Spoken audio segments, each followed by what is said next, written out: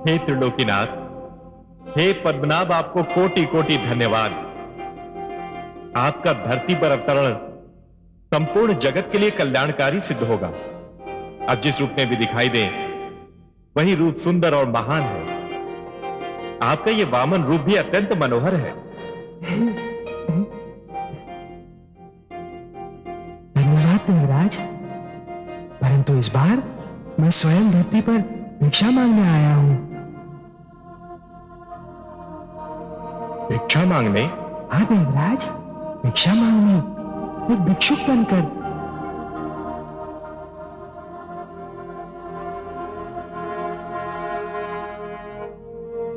आपकी वाणी सुनकर हम समस्त देवता मूक रह गए। हमें आश्चर्य हो रहा है हे सर्वेश्वर। क्यों आश्चर्य क्यों हो रहा है देवराज? भिक्षा मांगना कोई भला कार्य नहीं। हे जगदीश्वर, भिक्षा मांगना तो एक निकृष्ट कर्म है, निंदनीय कार्य है, सामाजिक अपराध है। भिक्षुक तो दया का पात्र होता है। नहीं देवराज, आप जो कह रहे हैं वो अवश्य ही असत्य नहीं, पर पूर्णतया सत्य भी नहीं। मैं समझा नहीं है नीलकांत। देवराज, वो भिक्षा जो अथक परिश्रम के भय से, शारीरिक कष्ट उठाने के भय से, आलस्य से मांगी जाती है, वो अवश्य ही एक निकृष्ट कर्म है, जो निंदनीय है, एक सामाजिक अपराध है। परंतु भिक्षा के और भी तो रूप होते हैं देवराज। और रूप? और रूप क्या हो सकते हैं जगदीश्वर? देवराज, ध्यान से देखिए तो हर प्राणी जन्म से भिक्षुक ही होता है। उसका सारा जीवन भिक्षा मांगते मांगते ही व्यतीत होता है, और वो जिन वस्तुओं की भिक्षा मांगता है उन सारी वस्तुओं की निंदा भी नहीं की जा सकती। आप ज्ञान का स्रोत हैं हे नीलकांत, ज्ञान का आधार है। जो आप जानते हैं कोई और उसका एक अंश भी नहीं जान सकता। पर क्षमा करें, हम आपके विचार समझने में असमर्थ हैं। आप जो कह रहे हैं हमें उसकी व्याख्या जानने की इच्छा हो रही है। कोई प्राणी मात्र जन्म लेने से ही भिक्षुक कैसे हो सकता है? देवराज, कोई कैसे जन्म से ही भिक्षुक हो सकता है? देवराज, प्राणी तो जन्म लेते ही सर्वप्रथम अपनी माता से दूध की भिक्षा मांगता है ना? फिर जैसे ही आयु बढ़ती है अपने पिता से सुरक्षा की भिक्षा मांगता है। एक शिष्य के रूप में अपने गुरु से ज्ञान और विद्या की भिक्षा मांगता है। नई पीढ़ियां पुरानी पीढ़ियों से उनके अनुभव की भिक्षा मांगती हैं। पौधे जड़ की सुरक्षा के लिए जल से, तने की सुरक्षा के लिए वायु से, और फल फूलों की वृद्धि के लिए प्रकाश से भिक्षा मांगते हैं। क्या ये सत्य नहीं है देवराज? धन्य है वासुदेव, धन्य है आप। कितनी ज्ञानवर्धक और मनमोहक बातें हैं आपकी। आपने तो भिक्षा के अर्थ ही बदल दिए। देवराज, पुष्प के निकट जाए बिना इसका निर्णय नहीं किया जा सकता कि उसमें सुगंध है या दुर्गंध। तालाब के निकट जाए बिना इसका निर्णय नहीं हो सकता कि उसका जल पीने योग्य है या नहीं। और उसी प्रकार किसी भी वस्तु को ध्यान से देखे बिना इसका निर्णय नहीं हो सकता देवराज कि उस वस्तु में गुण है या अवगुण। देवराज, हर वो भिक्षा महान है जो ज्ञान में वृद्धि करती है। और अभी तो आपने स्वयं मुझे भिक्षा मांगते देखा। आपने हमारे नेत्र खोल दिए त्रिलोकीनाथ। भिक्षा सदैव शीश नवाकर मांगी जाती है देवराज। सिर का झुकना मन और मस्तिष्क में भरे हुए अहंकार की मृत्यु की घोषणा है। अहंकार, जो प्राणी का सबसे महान वैरी है देवराज। और यदि इस वामन रूप में मैं भिक्षा मांगूंगा तो एक आदर्श प्रस्थापित होगा। मानव यह समझ पाएगा कि भिक्षा का सही अर्थ क्या है। क्योंकि यदि मैं भिक्षा मांगूंगा तो केवल मानव कल्याण के लिए, जगत कल्याण के लिए, जो कि मेरा लक्ष्य है।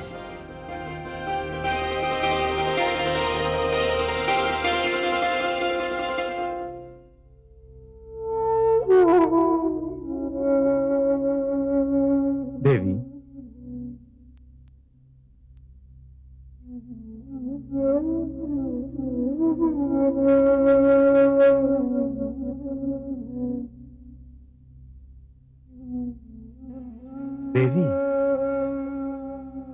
स्वामी, आप कहाँ खो गई थी आप, जो आपको मेरे आने तक का आभास नहीं हुआ?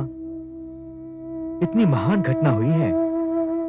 आप संभवतः सृष्टि की सौभाग्यवती नारी हैं कि भगवान श्री विष्णु ने मानव रूप में जन्म लेने के लिए आपको माता के रूप में चुना है। परंतु आपके मुख पर यह चिंता की छाया अच्छी नहीं लगती।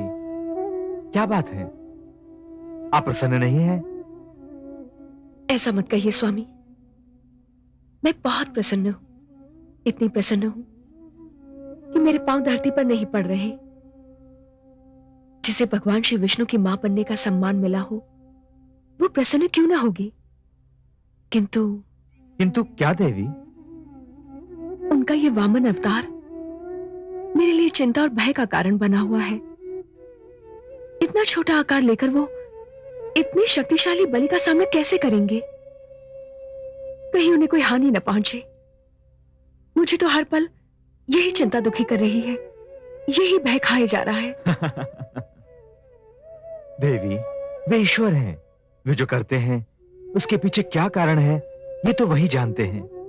यदि वे चाहते तो वो एक विशालकाय रूप भी धारण कर सकते थे, परंतु उन्होंने अपनी स्वेच्छा से वामन रूप का चयन किया।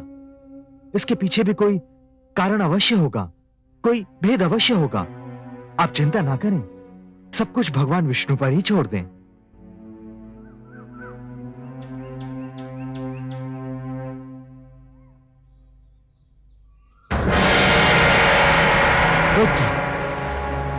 पुत्र बलि, पुत्र बलि!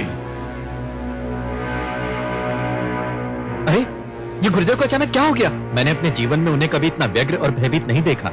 लगता है गुरुदेव ने ध्यान में कुछ ऐसा देख लिया है जिसने उन्हें व्यग्र और भयभीत कर दिया है।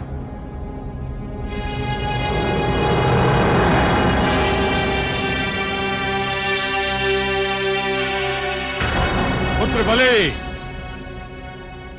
पुत्र बलि! गुरुदेव,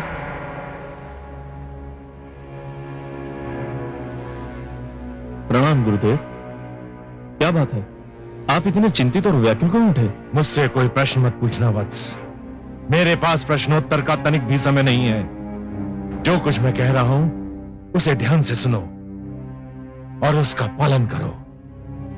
जो आज्ञा गुरुदेव। पुत्र, देवता तुम्हारे विरुद्ध षड्यंत्र रच रहे हैं। षड्यंत्र? परंतु कैसा षड्यंत्र? मैंने कहा ना, मेरे पास प्रश्नोत्तर का समय नहीं है। केवल इतना जान लो कि मैं उनके षड्यंत्र को सफल नहीं होने दूंगा, परंतु इसके लिए तुम्हें इसी समय मेरे साथ चलना होगा। जो आज्ञा गुरुदेव। परंतु मुझे कहां चलना होगा, क्या करना होगा? तुम्हें सबसे पहले मेरे साथ चलकर अश्वमेध यज्ञ की घोषणा करनी होगी। मुझे विश्वास है लोक में किसी के पास इतना साहस नहीं है कि वो तुम्हारे अश्व को रोक सके। और यदि अश्वमेध यज्ञ की समस्त क्रिया संपूर्ण हो गई तो देवताओं का षड्यंत्र विफल हो जाएगा। गुरुदेव, मैं आपसे अनुरोध नहीं करता, परंतु यदि आपकी इच्छा हो तो मुझे देवताओं के षड्यंत्र का कुछ ज्ञान तो दें। सुनो वत्स, तुम्हें स्मरण होगा कि देव माता अदिति तुम्हारी दान दक्षिणा की ख्याति सुनकर तुम्हारे पास आई थी। हाँ गुरुदेव, मुझे भली भांति स्मरण है। और वो अपने पुत्रों के लिए क्षमा दान मांगने आई थी। मुझे इस बात का भी अनुमान है। पर तुमने पहले ही अपना निर्णय सुना दिया था कि तुम देवताओं को क्षमा दान देने के अतिरिक्त किसी को भी और कुछ भी दे सकते हो।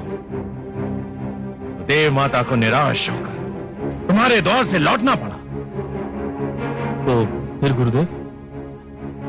फिर वो विष्णु के पास गए और उन्हें उनका एक पुराना वचन स्मरण कराया, और उसी के फलस्वरूप विष्णु ने धरती पर अवतार ले लिया। यह तो बड़ी प्रसन्नता की बात है गुरुदेव। उतनी प्रसन्नता की बात भी नहीं है जितनी तुम समझ रहे हो। ये एक ऐसी बात है, इसका अनुमान केवल मुझे है। अब कोई भी प्रश्न मत पूछना। सेना को सारे विश्व में भ्रमण का आदेश दो, यज्ञ का अश्व छोड़ो, लोक को जीत लो। कोई तुम्हारे समक्ष ठहर नहीं सकता। मैं सफलता के इतने उच्च शिखर पर पहुंचकर फिसलना और गिरना नहीं चाहता वत्स। अब एक क्षण भी नष्ट करना महापाप होगा। ये मेरी आज्ञा है, ये मेरा आदेश है। गुरुदेव, आपकी आज्ञा का भी और इसी समय पालन किया जाएगा। यज्ञ का अश्व अभी छोड़ा जाएगा।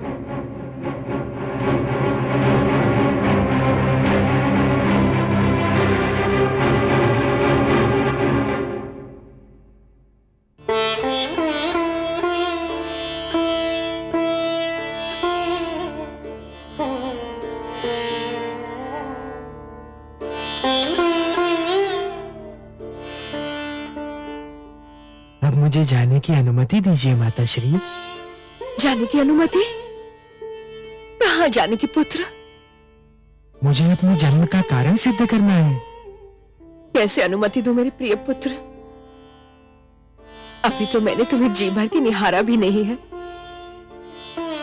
तुम्हें अपने स्नेह सागर से एक बूंद भी नहीं दे सकी हूं। माता, मैं तो आपका पुत्र बन के जन्मा हूं। आपके स्नेह पर मेरा अधिकार सदैव रहेगा। परंतु सर्वप्रथम मुझे मानव कल्याण का लक्ष्य प्राप्त करना है। मुझे बलि के पास जाना है माता। बलि के पास? परंतु पुत्र, वो बहुत शक्तिशाली है, बहुत विशालकाय है, और तुम? और मैं देखने में दुर्बल और आकार में छोटा हूं, यही कहना चाहती है ना आप? हाँ पुत्र। माता, साहस का आकार शरीर के आकार पर निर्भर नहीं होता, और भीतरी स्वरूप बाहरी रूप पर निर्भर नहीं होता। और फिर इस बार तो मैं अहिंसा का संदेश लेकर आया हूं ना। आपका पुत्र बनकर जन्म लेने से पहले ही मैंने ये कह दिया था माता कि मेरा लक्ष्य बलि से युद्ध करना नहीं है, उसका वध करना नहीं है। मुझे तो केवल उसके अहंकार का नाश करना है। मुझे बलि को यह जताना है माता कि मैं सब कुछ सहन कर सकता हूं, परंतु मानव पर अत्याचार और मानव हत्या कदापि सहन नहीं कर सकता। मुझे उसे यह बताना है कि विश्व विजेता होकर भी कोई भी ईश्वर से बड़ा नहीं हो जाता। उसे यह समझाना है माता कि दानी होने का अर्थ यह नहीं है कि कोई महानतम हो गया, ईश्वर से भी बड़ा हो गया। क्योंकि ईश्वर जो दान दक्षिणा की सामग्री देता है, भंडार देता है, वही सबसे महान होता है। हे माता, उसे मुझे यह भी समझाना है कि ईश्वर धनवानों का चुनाव केवल इसलिए करता है कि वो धन निर्धनों तक पहुंच जाए। और ये सब कुछ बताने के लिए मेरा बलि के पास जाना अनिवार्य है माता। मुझे अनुमति दीजिए।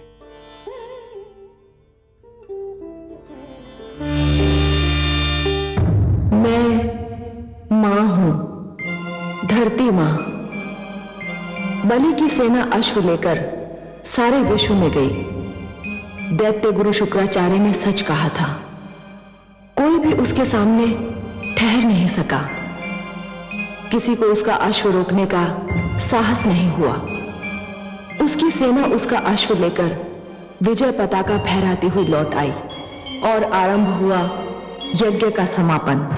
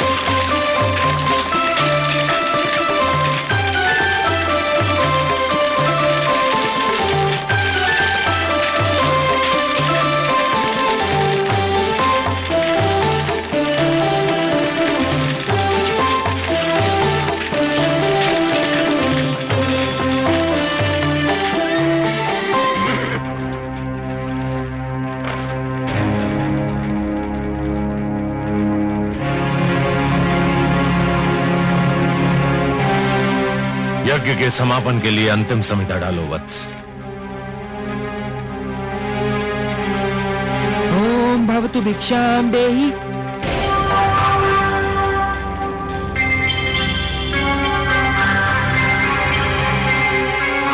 कहां जा रहे हो वत्स? यज्ञ समापन के अंतिम क्षण है ये। पूर्ण आहुति डालो।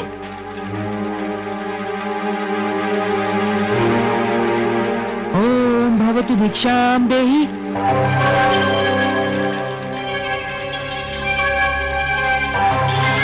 बैठ जाओ वत्स। तुम यज्ञ छोड़कर कहीं नहीं जाओगे। भिक्षाम देहि राजन।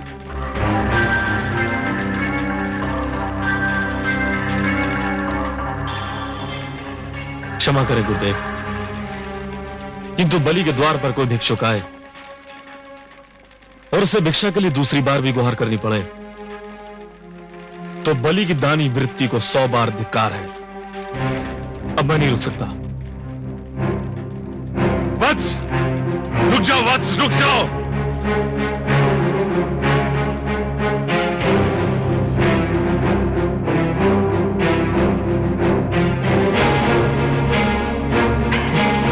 प्रणाम राजन। प्रणाम ब्राह्मणदेव। कहिए, क्या चाहिए आपको? राजन, मैं तो एक साधारण ब्राह्मण हूँ और एक ब्राह्मण भिक्षा के अतिरिक्त और क्या चाह सकता है? क्या भिक्षा चाहिए आपको? स्वर्ण, गोधन, गजधन, हीरे, मोती? नहीं राजन, मुझे इनमें से कुछ भी नहीं चाहिए। ब्राह्मणदेव, तो फिर जो भी आवश्यकता हो आपकी मेरे सामने व्यक्त कीजिए। यदि मेरे वश में हुआ तो मैं इसे पूरा करने में तनिक भी संकोच नहीं करूंगा। राजन, राजन, मुझे तो केवल 3 पग भूमि चाहिए। 3 पग भूमि? ब्राह्मणदेव, क्या करेंगे आप 3 पग भूमि का? मैंने तो ये सुना था कि दानी बलि में ये पूछता है कि वो दान किसे दे रहा है और मैं ये पूछता है कि वो दान में क्या चाह रहा है। ब्राह्मणदेव, मैंने 3 पग भूमि मांगने का कारण इसलिए नहीं पूछा था कि मैं परिहास करना चाहता हूं। तो फिर क्यों पूछा? मैंने इसलिए पूछा था ब्राह्मणदेव, यदि कोई ऐसा व्यक्ति 3 पग भूमि मांगे जिसका आकार साधारण व्यक्ति की तरह हो तो भी उसका कुछ भला ना होगा, और आप जैसे आकार वाले व्यक्ति के 3 पग तो और भी कम स्थान घेरेंगे, उसमें तो साधारण व्यक्ति खड़ा भी ना हो पाएगा। राजन, मैं ये 3 पग भूमि किसी साधारण व्यक्ति के लिए नहीं मांग रहा हूँ, स्वयं अपने लिए मांग रहा हूँ। आप में क्षमता हो तो भिक्षा दान करें, नहीं तो मैं आगे बढ़ूं। मैं आपको यहां से कहीं नहीं जाने दूंगा ब्राह्मणदेव। मुझे तो यह सोचकर आश्चर्य हो रहा है कि आप महासागर से केवल 1 बूंद पानी मांग रहे हैं, पर्वत से केवल 1 कण चाहते हैं। आप मुझसे केवल 3 पग भूमि मांग रहे हैं और मैं क्षुब्ध हो रहा हूं कि इतना छोटा, इतना साधारण, इतना तुच्छ दान लेते हुए आपको तो लज्जा नहीं आ रही है, किंतु ब्राह्मणदेव, देते हुए मुझे लज्जा आ रही है। मांगिए ब्राह्मणदेव, कुछ ऐसा मांगिए कि जिसे देते हुए मुझे प्रसन्नता हो, गर्व हो।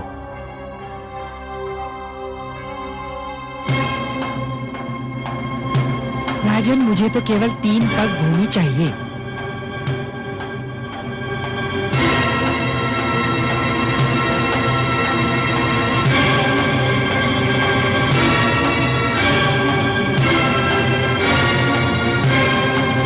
कुछ मत देना वत्स, इस ब्राह्मण को कुछ मत देना, इसे कुछ मत देना वत्स, इस ब्राह्मण को कुछ मत देना। गुरुदेव, किंतु क्यों? इधर आओ, ये ब्राह्मण नहीं है। तो फिर कौन है ये? ये छलिया है, ये स्वयं विष्णु है।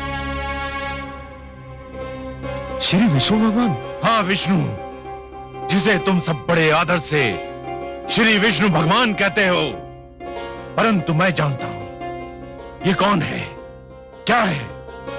देखो ना, आज भी वामन रूप में हमें ठगने आ गया है। नहीं गुरुदेव नहीं, आप तो भली भांति जानते हैं कि मैं माता लक्ष्मी का कितना बड़ा उपासक हूं। मैंने तो उनसे भी कहा था कि मैं भगवान विष्णु के दर्शन करना चाहता हूं, जो मेरे दादा श्री प्रहलाद के पूज्य हैं। गुरुदेव, मैं कितना सौभाग्यशाली हूं कि आज भगवान स्वयं चलकर मेरे द्वार पर आए हैं। मैं तो प्रसन्नता से फूला नहीं समा रहा हूं। मूर्ख मत बनो, तुम विष्णु को नहीं जानते हो। ये तुम्हें दर्शन देने नहीं, दंड देने आया है। गुरुदेव, भगवान यहां किस लिए आए हैं मेरे लिए कोई महत्व नहीं रखता। वे यहां आए हैं मेरे लिए बस यही महत्वपूर्ण है। मैं जिनके दर्शन के लिए इतना व्याकुल था वे मेरे सामने हैं। क्या इससे बड़ा सौभाग्य संभव है? और वो भी भिक्षुक बनकर। ये सब एक ढोंग है, एक छलावा है। तुम इसके छल में मत आना।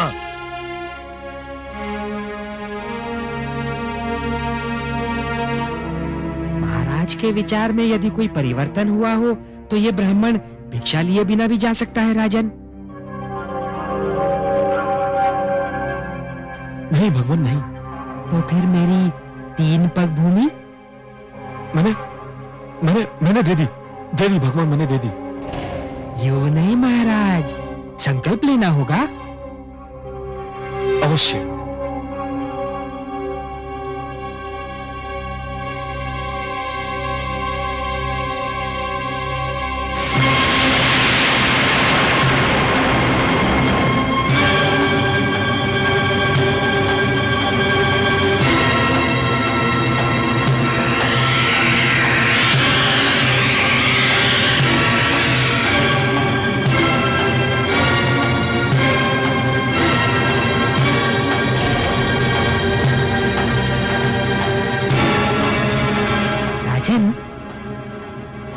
लगता है कि कमंडल में कोई कीट फंस गया है। एक क्षण, मेरा छाता।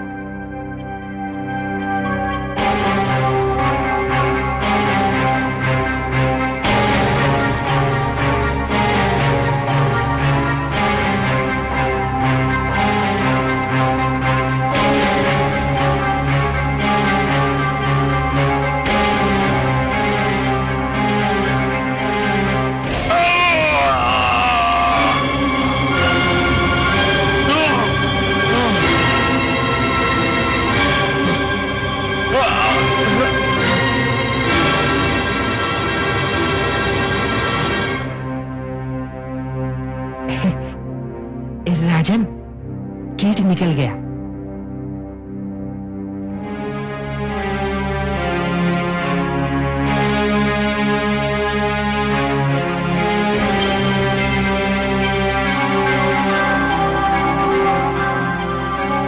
हे ब्राह्मण देव, लीजिए, मैंने संकल्प ले लिया।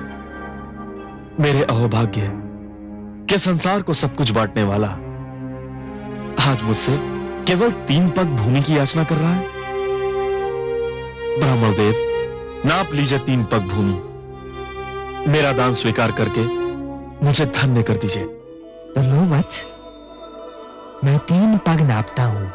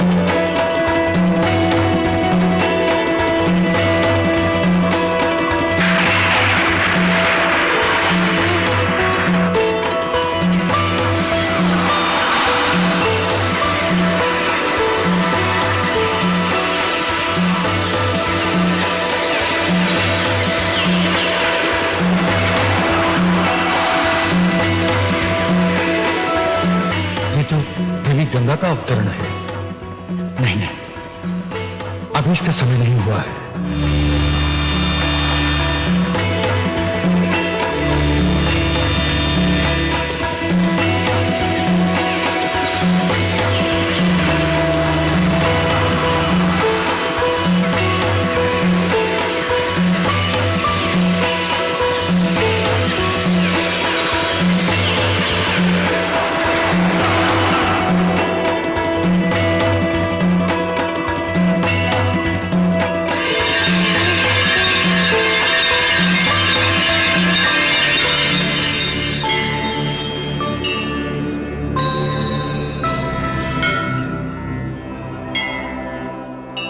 हे आदि प्रजापति, मुझे अपने कमंडल से मुक्त करने की कृपा कीजिए। मुझे धरती पर जाना है। धरती मुझे पुकार रही है। धरती को मेरी आवश्यकता है। मैं जानता हूं देवी गंगा, पृथ्वी पर आपका अवतरण नितांत आवश्यक है, किंतु अभी आपके पृथ्वी पर अवतरण का समय नहीं आया है। अभी आपको यही मेरे कमंडल में रह के प्रतीक्षा करनी होगी। जो आज्ञा।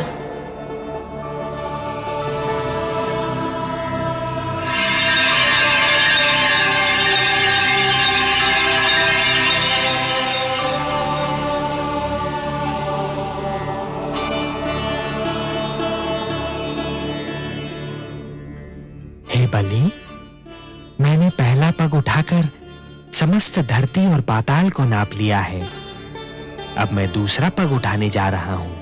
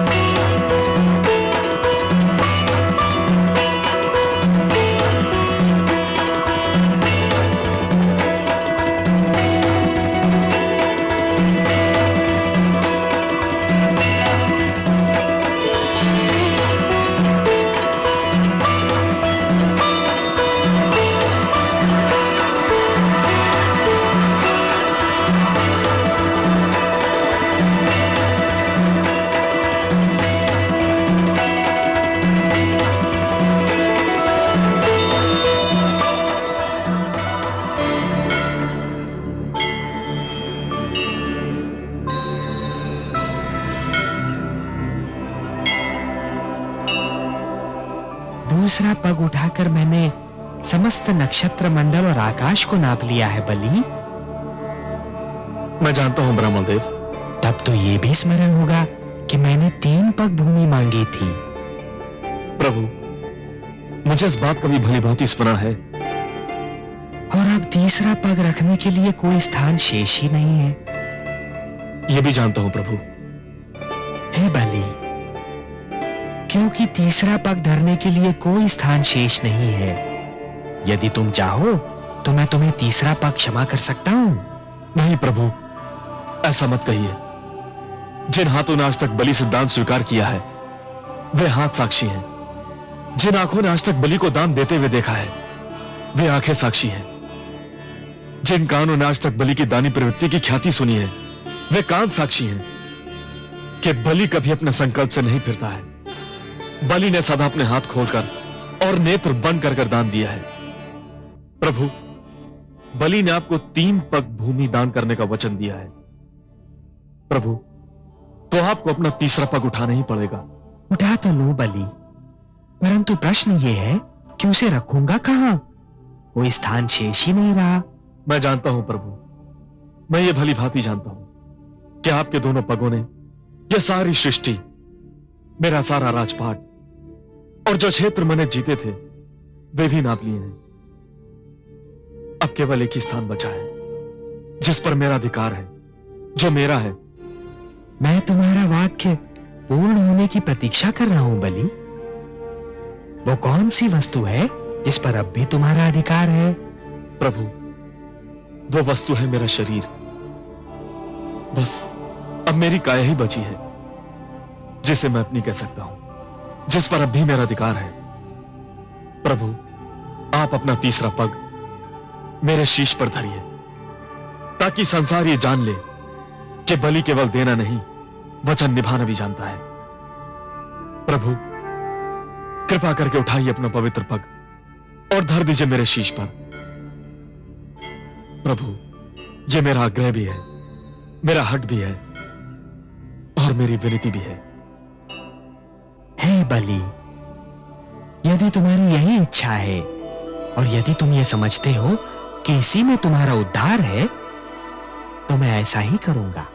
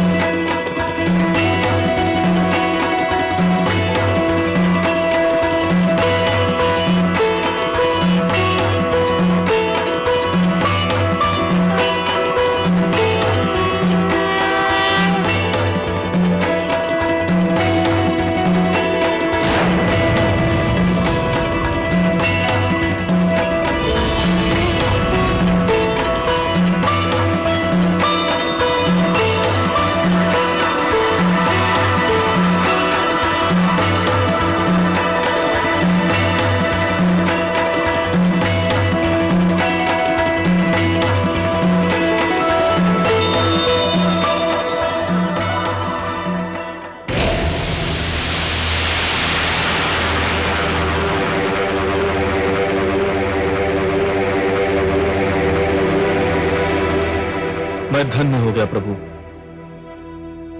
मैंने अपना वचन निभा दिया। हाँ बलि, तुमने अपना वचन निभाया तो सही, पर जानते हो कि यह सब मैंने क्यों किया? हे प्रभु, आपके अतिरिक्त आपकी लीला और कौन जान सकता है। मैं तो केवल इतना जानता हूं कि संभवतः इसी में मेरा उद्धार निहित है। बलि, तुमने अपने जीवन का प्रारंभ बड़े शुभ और उत्तम ढंग से किया था, परंतु जब तुम जीवन के दोराहे पर पहुंचे, तब तुम उस मार्ग पर चल पड़े बलि, जिस पर असत्य का डेरा था, अहंकार का अंधेरा था। यह वो मार्ग नहीं था बलि जो मेरे भक्त प्रहलाद ने चुना था। यह तो हिरण्यकशिपु की प्रवृत्ति का मार्ग था, जिसके दमन चक्र को रोकने के लिए स्वयं मुझे नरसिंह अवतार धारण करना पड़ा था। अनामिका, अनामिका,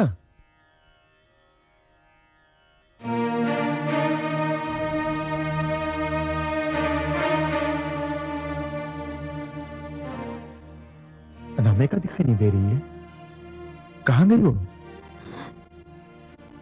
जी, तुम्हारा मौन बहुत कुछ कह रहा है देवी। मैं जानता हूं अनामिका परशुराम से मिलने गई है, क्योंकि केवल अनामिका को ज्ञात है कि परशुराम कहां है और किस वन में है। यदि जानते हैं तो पूछ क्यों रहे हैं? इसलिए पूछ रहा हूं कि अनामिका मेरे मित्र प्रियव्रत की पुत्री है और उसकी देखभाल के लिए हम दोनों ही उत्तरदायी हैं। परशुराम भी हमारा ही पुत्र है। मेरा यह अर्थ नहीं था रेणुका, मैं कुछ और कहना चाहता था। अनामिका बहुत ही कोमल और भावुक कन्या है। मैं जानता हूं कि वो आपको बहुत अच्छी लगती है, मुझे भी बहुत अच्छी लगती है, परंतु पुत्र परशुराम ने जिस पथ पर पग धर दिया है न रेणुका, वो कांटों से भरी है। अपनी कोमलता के कारण अनामिका उस पथ पर परशुराम के साथ नहीं चल पाएगी। मैं नहीं चाहता कि मेरे परम मित्र की पुत्री भावुकता के वेग में कोई अनुचित निर्णय ले ले। मैं उसे रोकना चाहता हूं रेणुका। अब बहुत देर हो चुकी है गुरुवर, मैं निर्णय ले चुकी हूँ। क्या निर्णय ले लिया तुमने? कांटों भरे पथ पर आपके पुत्र राम का साथ देने का, उनके साथ चलने का। क्या तुम वही कहना चाहती हो जो मैं समझ रही हूं? हाँ माताश्री, मैंने आपके पुत्र राम से गंधर्व विवाह कर लिया है। क्या? हाँ पिताश्री, मैंने जीवन के हर पद पर आपके पुत्र का साथ निभाने की सौगंध ले ली है। और अब यदि आप मुझे रोकने का प्रयत्न करेंगे तो इसका अर्थ यह होगा कि आप मुझे अपने धर्म निर्वाह से रोक रहे हैं।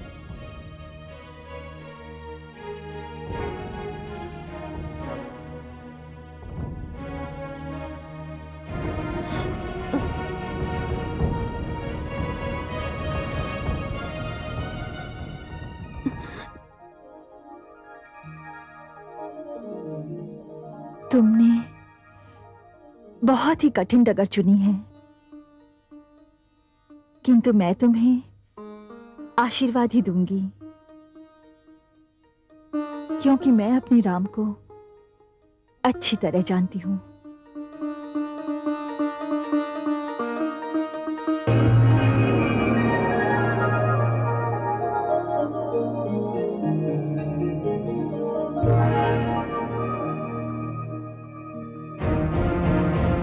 तुमने झूठ क्यों बोला? मैंने तुमसे पहले ही कहा था, तुम्हारे अभियान को सफल बनाने के लिए यदि मुझे झूठ का सहारा लेना पड़ा तो तुम बुरा मत मानना। परंतु इतना बड़ा झूठ कि हमने विवाह कर लिया है। तुम्हारे लिए झूठ हो सकता है, किंतु मेरे लिए ये अधिक से अधिक अर्ध सत्य है। अर्ध सत्य? मैं समझा नहीं। विवाह केवल एक रीति का नाम तो नहीं, ये दो व्यक्तियों के एक दूसरे को चाहने, अपनाने और स्नेह के बंधन में बंध जाने का नाम भी तो है। तुम क्या कह रही हो? मेरी कुछ समझ में नहीं आ रहा है। और इससे तुम्हारे अर्ध सत्य का क्या संबंध है? राम, मैं तुमसे विवाह करना चाहती हूँ। मैंने तुमको अपने मन में बसा लिया है। मन ही मन मैं तुम्हें अपना पति मान चुकी हूँ। इसलिए मैंने जो कुछ भी तुम्हारे माता पिता से कहा वो मेरे लिए झूठ नहीं, वो मेरे लिए अर्ध सत्य है। अनामिका, यदि तुम्हारे मन में मेरे लिए कोई भावना नहीं, यदि अब तक जो मैंने तुम्हारे नेत्रों में अपने लिए देखा है वो सब झूठ है, तो कह दो, मैं मान जाऊंगी। अब तक मैंने जो कुछ भी कहा उसका एक एक शब्द झूठा था। हाँ, झूठा था, झूठा था। अनामिका, अनामिका, तुम अच्छी हो, मैं तुमसे पहले कह चुका हूं।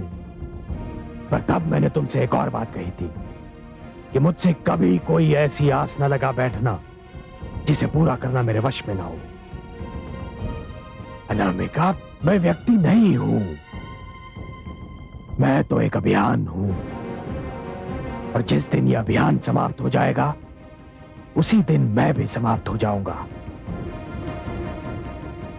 तो फिर सुनो, मैं तुम्हारे अभियान की प्रेरणा बनकर रहूंगी। अभियान समाप्त होता है तो प्रेरणा अपने आप समाप्त हो जाती है।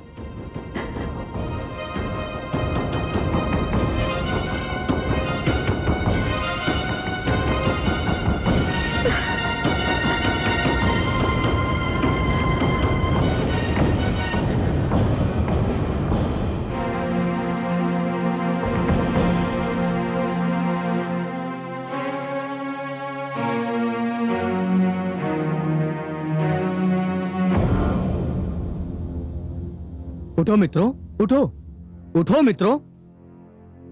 क्या हुआ मित्र सोम, क्यों हम सबको उठाकर बिठा दिया? महर्षि वशिष्ठ की शिष्या और आचार्य प्रिय व्रत की पुत्री अनामिका आप सबसे मिलना चाहती है।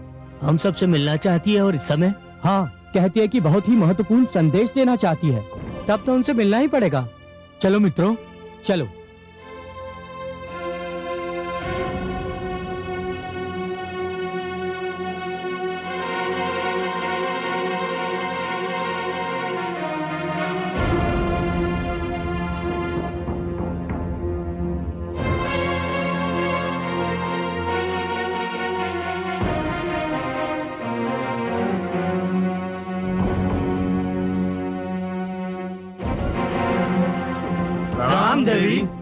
प्रणाम बंधुओं, मैं आप सबसे एक प्रश्न पूछना चाहती हूँ। इस समय जो हमारे क्षेत्र में हो रहा है, क्या आप सब उससे अवगत हैं? क्या आप जानते हैं कि हमसे शिक्षा प्राप्त करने का अधिकार छीना जा रहा है? क्या आप जानते हैं कि हे क्षत्रियों ने सहस्त्र अर्जुन की अगुवाई में कैसा उपद्रव मचा रखा है? हाँ देवी, हम जानते हैं कि हे क्षत्रियों ने भार्गव समाज के विरुद्ध अभियान छेड़ रखा है। केवल भार्गव समाज के विरुद्ध नहीं, समस्त शिक्षा संस्थानों के विरुद्ध, आश्रम संस्कृति के विरुद्ध, ऋषि वर्ग के विरुद्ध। इस समय केवल एक वर्ग का नहीं, सभी का भविष्य संकट में है। और इस संकट की घड़ी का सामना करना क्या हमारा तुम्हारा धर्म नहीं? अवश्य है देवी, किंतु हम शिक्षार्थी कर ही क्या सकते हैं? बहुत कुछ कर सकते हो। क्या तुमने जमदग्नि पुत्र परशुराम का नाम सुना है? हाँ, सुना है देवी, वे तो परमवीर हैं। वे भी आप लोगों की भांति ही शिक्षार्थी थे, किंतु जब समय ने उनके हाथ से पुस्तक छीनकर शस्त्र दे दिया, तो उन्होंने दुष्ट सहस्त्र अर्जुन के अत्याचार को समाप्त करने की प्रतिज्ञा कर ली। वे महावीर हैं, किंतु अकेले हैं। इस समय उन्हें आप लोगों के सहयोग की आवश्यकता है। यदि परशुराम को आप लोगों का सहयोग मिल जाए, यदि आप लोग इस अन्याय के विरुद्ध इस संघर्ष में उनका साथ दें, तो हम ये युद्ध अवश्य जीतेंगे। और इस युद्ध को जीतना हमारी आने वाली पीढ़ियों के लिए नितांत अनिवार्य है। बोलिए, क्या आप लोग इस बात से सहमत हैं? कहा है परशुराम देवी, हम अभी इसी समय उनसे मिलने को तैयार हैं। तो फिर आइए, चलिए मेरे साथ।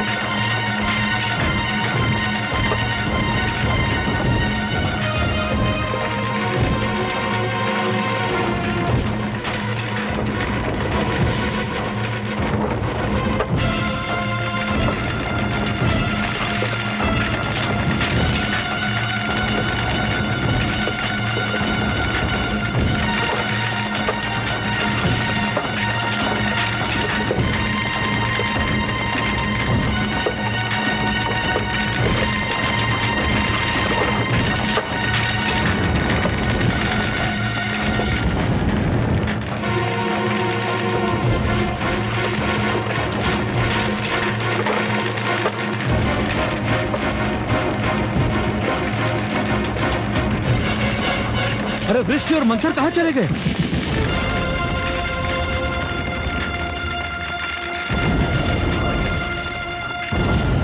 वो लोग जहां गए हैं, अब तुम्हें भी वहीं जाना होगा।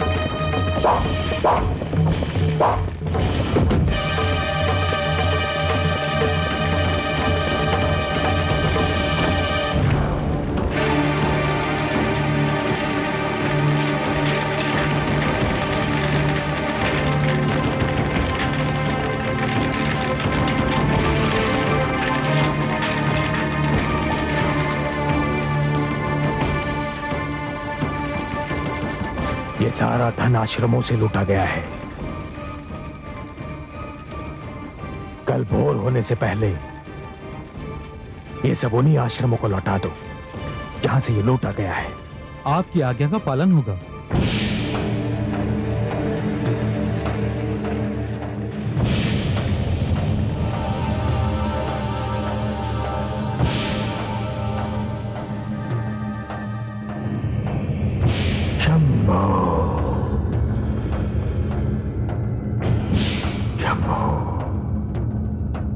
राजकोष लूट लिया गया।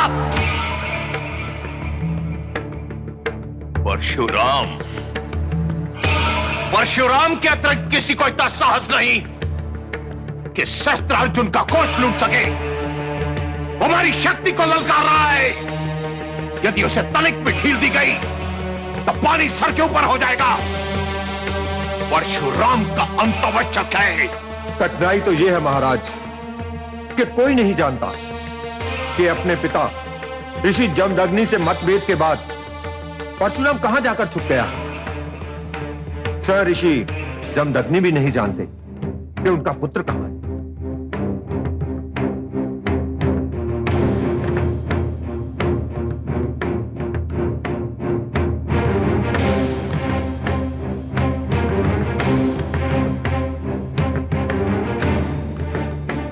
आपको पूरा विश्वास है कि ऋषि जमदग्नि झूठ नहीं बोल रहे?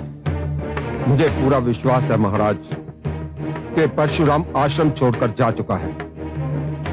परंतु यह कैसे संभव है कि एक पिता को ज्ञात ना हो कि पुत्र कहां है? मैं मुख की मुद्रा और नेत्रों के भाव देखकर जान लेता हूं महाराज कि कोई झूठ बोल रहा है या सत्य। और जब ऋषि जमदग्नि कह रहे थे कि उनके पुत्र और उनका मार्ग अलग हो चुका है तो उनके नेत्र उनकी वाणी का साथ दे रहे थे।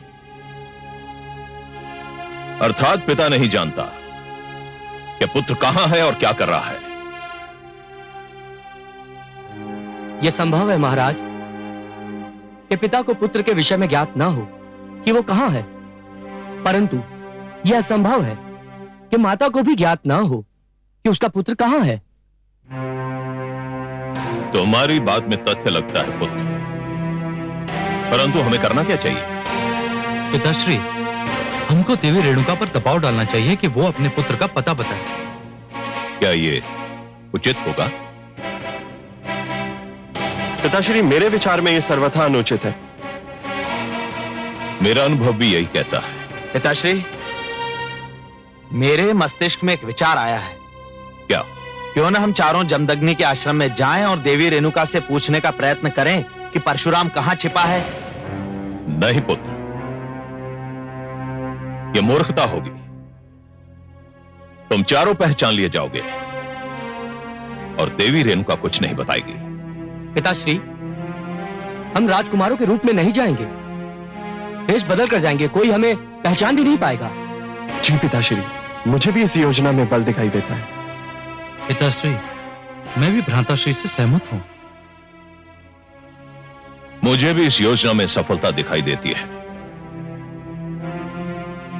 तुम चारों को मेरी ओर से अनुमति है, परंतु पुत्र, यह कार्य बहुत सतर्क और सचेत होकर करना पड़ेगा।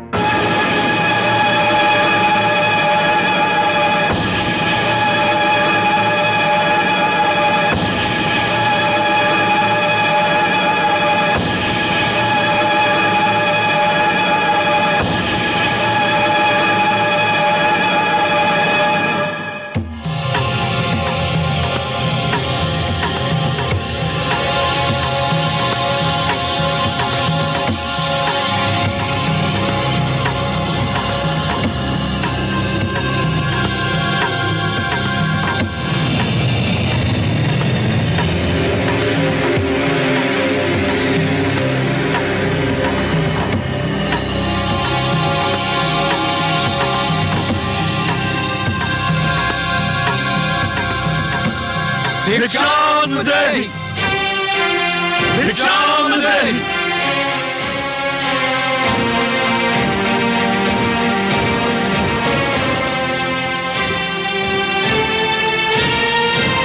जय हो आपकी माता। मैं आपकी क्या सेवा कर सकती हूँ? माता, हम ब्राह्मण विद्यार्थी हैं, मार्ग भटक गए हैं और भूखे भी हैं। अतिथिगण, आप ना तो ब्राह्मण हैं और ना ही विद्यार्थी। ब्राह्मण इसलिए नहीं हैं क्योंकि आप लोगों के शरीर पर यज्ञोपवीत अर्थात जनेऊ नहीं है, और विद्यार्थी इसलिए नहीं क्योंकि आप लोगों के मुख पर विद्यार्थियों के परिश्रम की नहीं, राजकीय ऐश्वर्य की झलक स्पष्ट दिखाई दे रही है।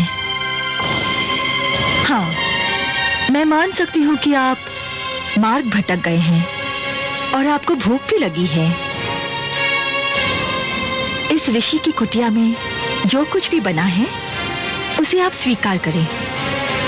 मैं अपने पुत्रों के लिए भोजन बना रही थी। यदि आप उसे ग्रहण करेंगे तो मुझे प्रसन्नता होगी। अरे, मेरे पुत्र भी आ गए।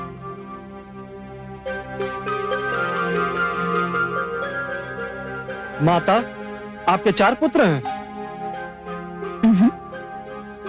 पुत्र तो मेरे 5 हैं। पर ये तो 4 ही हैं। 5वां मेरा परशुराम आश्रम छोड़कर चला गया। चला गया है? कहाँ? पता नहीं कहाँ।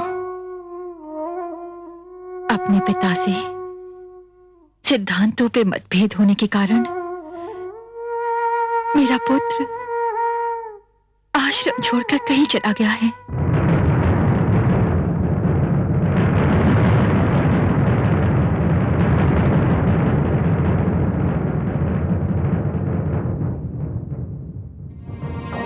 पुत्र, ये अतिथिगण हमारी कुटिया में भोजन करके हमें धन्य करने आए हैं।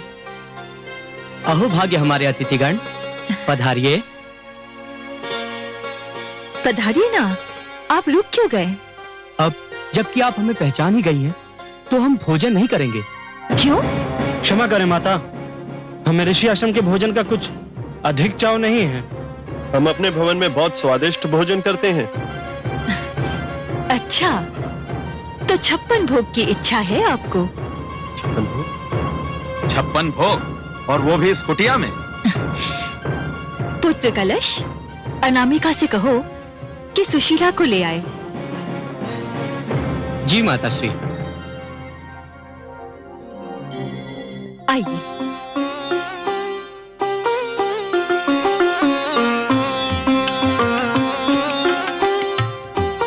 अनामिका, माता श्री ने सुशीला को बुलाया है।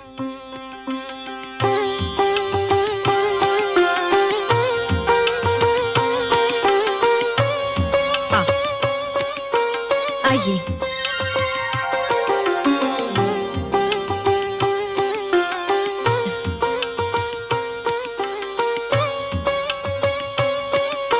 विराजिए।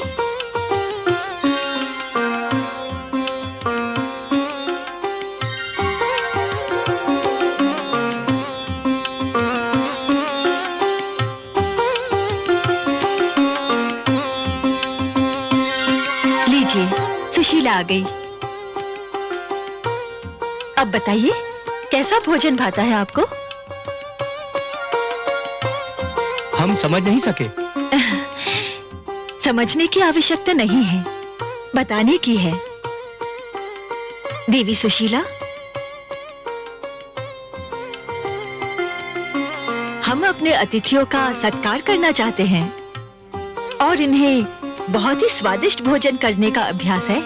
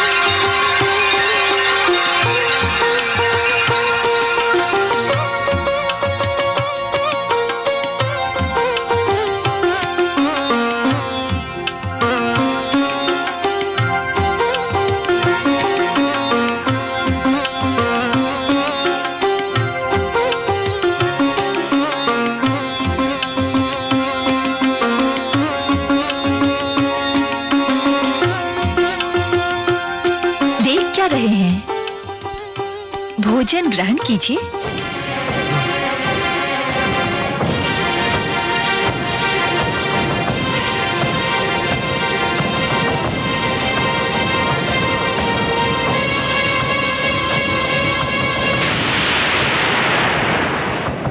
तो इसका अर्थ यह हुआ कि परशुराम हमारे क्षेत्र से कहीं दूर चला गया। उसे भय होगा कि हमारे सैनिक कहीं उसे पकड़ न ले। यही लगता है पिताश्री। तुमने आसपास के क्षेत्र में उसे ढूंढने का प्रयत्न किया? हमने प्रयास भी किया और लोगों से पूछताछ भी की। परशुराम का कहीं पता नहीं। बहुत दिनों से वो कहीं दिखाई भी नहीं पड़ा है। परशुराम तो हमें कहीं दिखाई नहीं पड़ा, परंतु जो दिखाई पड़ा उससे तो हमारी बुद्धि अभी तक चकराई हुई है। क्या देख लिया तुमने? एक गाय। गाय? हाँ पिताश्री, एक विचित्र गाय। सुशीला नाम है उसका। उससे जो भी मांगा जाए वो पलक झपकते ही प्रस्तुत कर देती है। देवी रेणुका ने हमें बताया कि वो किसी की कोई भी इच्छा पूरी कर सकती है।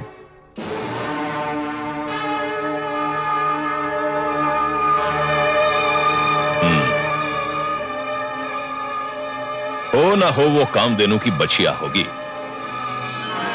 वही एक चमत्कारी गाय है जिसमें ये सारे गुण हैं।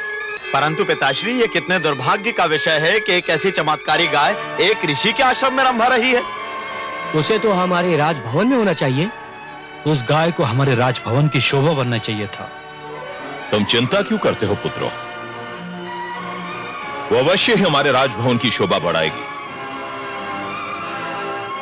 मैं अभी सैनिकों को आज्ञा देता हूं कि वो बलपूर्वक सुशीला को यहां ले आए। मैं अपनी संतान की प्रसन्नता के लिए कुछ भी कर सकता हूं।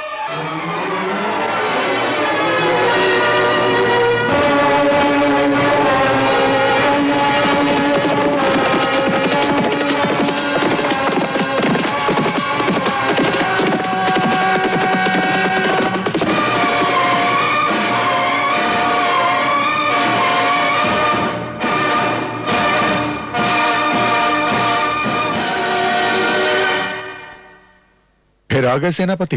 चिंतित मत होइए ऋषिवर, आज हम आक्रमण करने या आश्रम फूंकने नहीं आए हैं। तो फिर क्यों आए हो यहां?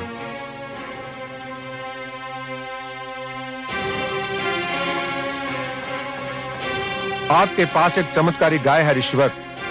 उसने हमारे राजकुमारों के मन को मोह लिया है। वो गाय आप हमें सौंप दीजिए। मस्तिष्क तो नहीं फिर गया तुम्हारा? इस संसार की हर वो वस्तु जो तुम्हारे राजकुमारों को भा जाएगी तो क्या उनकी हो गई? जाओ जाओ और जाके कह दो अपने राजकुमारों को कि मैं किसी भी मूल्य पर यह गाय उन्हें नहीं दूंगा। यदि आप उसे किसी भी मूल्य पर नहीं देंगे तो हम उसे बलपूर्वक ले जाएंगे। यह अन्याय मत कीजिए सेनापति, मत कीजिए। जाने गाय खोल लो। छोड़ दो इसे, मैं इसे जाने नहीं दूंगी। छोड़ दो इसे, छोड़ हट जाओ। छोड़ दो इसे। मैं कहता हूं हट जाओ।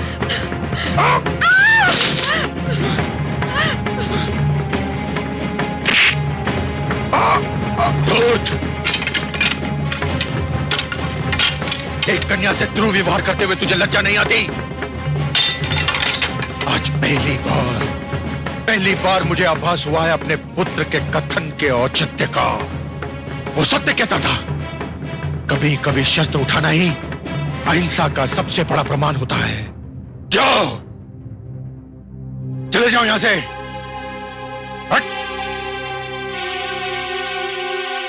चले जाओ।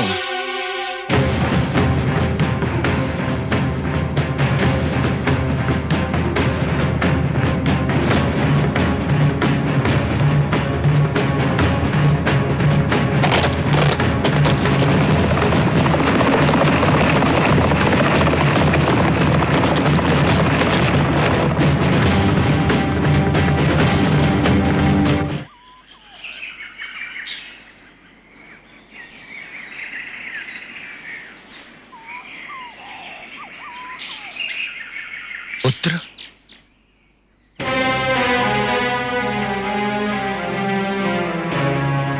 मुझे तुम्हारा ठिकाना अनामिका ने बताया।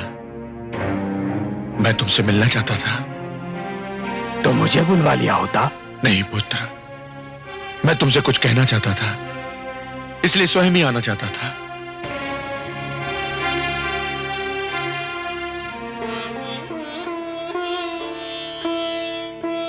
आज्ञा पिताश्री। मैं ये कहने आया हूं पुत्र कि भूल यदि बड़ों से भी हो तो उन्हें अपनी भूल सिर झुकाकर मान लेनी चाहिए, और यदि छोटों का विचार तर्क संगत हो तो बड़ों का कर्तव्य है कि उस विचार का आदर करें। पिताश्री मैं। ठहरो, मेरी बात पूरी नहीं हुई। पुत्र, तुमने अहिंसा और कायरता के मध्य जिस सूक्ष्म अंतर का वर्णन किया था वो मैं अब समझ पाया हूं। तुमने ठीक कहा था पुत्र, अहिंसा यदि शत्रु को कायरता दिखाई देने लगे तो शत्रु का भ्रम तोड़ना अनिवार्य है। मैंने आज अपने सिद्धांत के विपरीत शस्त्र उठा लिया है और मैं उस पर लज्जित नहीं हूं। पिताश्री, मुझे हर्ष है कि आपने अपना सिद्धांत बदल दिया। हां पुत्र, जब सेनापति ने अनामिका को धक्का दिया तो मुझे यह विश्वास हो गया कि यदि मैंने अब भी शस्त्र नहीं उठाया तो इसका अर्थ यह होगा कि मैं अहिंसा के नाम पर नारी पर होने वाला अत्याचार भी चुपचाप सहन कर सकता हूं। पिताश्री, तो क्या मैं ये समझ लूं कि अब आप मुझसे पूर्णतया सहमत हैं? मैं सहमत अवश्य हूं, किंतु पूर्णता से नहीं। मेरा अब भी यही अटूट विश्वास है पुत्र, यदि शस्त्र उठाना अनिवार्य हो जाए तो भी केवल आत्मरक्षा के लिए उठाना चाहिए। मैं तुम्हारे इस विचार से तनिक भी सहमत नहीं हूं पुत्र, इस शस्त्र का प्रयोग आक्रमण के लिए किया जाए। परंतु पिताश्री, कभी कभी आक्रमण ही आत्मरक्षा का सर्वोत्तम उपाय सिद्ध होता है। आक्रमण केवल आक्रमण होता है और आक्रमण चाहे किसी पर भी हो, मैं उसका विरोध करता हूं। मुझे हर्ष है पिताश्री कि आप मेरे तर्क के महत्व को तो जान गए। एक दिन आप मेरी विचारधारा से भी अवश्य सहमत होंगे। बस शिव शंभो से यही प्रार्थना है कि इसे समझने में अधिक विलंब न हो। मैं केवल तुम्हारा आभार प्रकट करने आया था पुत्र।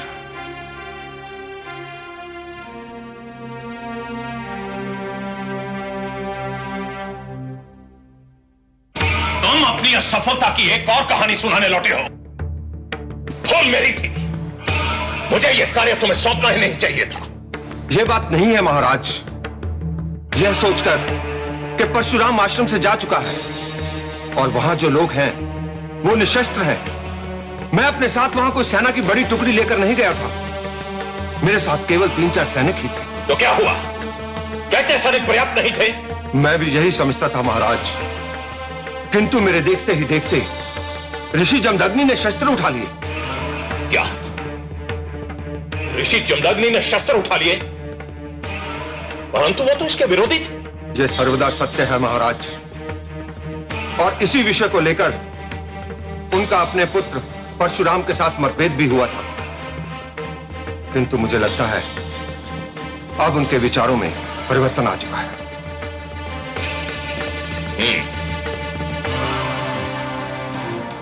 यह शुभ संकेत नहीं है सेनापति, और इस पर रोकथाम लगाना आवश्यक है। मैं सुशीला को छीनने ऋषि जमदग्नि के आश्रम में स्वयं जाऊंगा।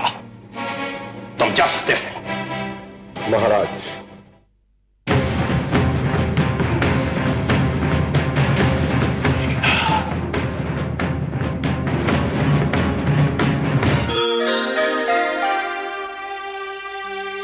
हे कमल नयन, देखिए जमदग्नि को अपनी भूल का आभास हो गया। हाँ महादेवी, और मुझे स्मरण है कि उनकी इस भूल की ओर सर्वप्रथम आप ही ने संकेत किया था। आपने ये कहा था कि परंपराओं को समय के अनुसार बदलते रहना चाहिए।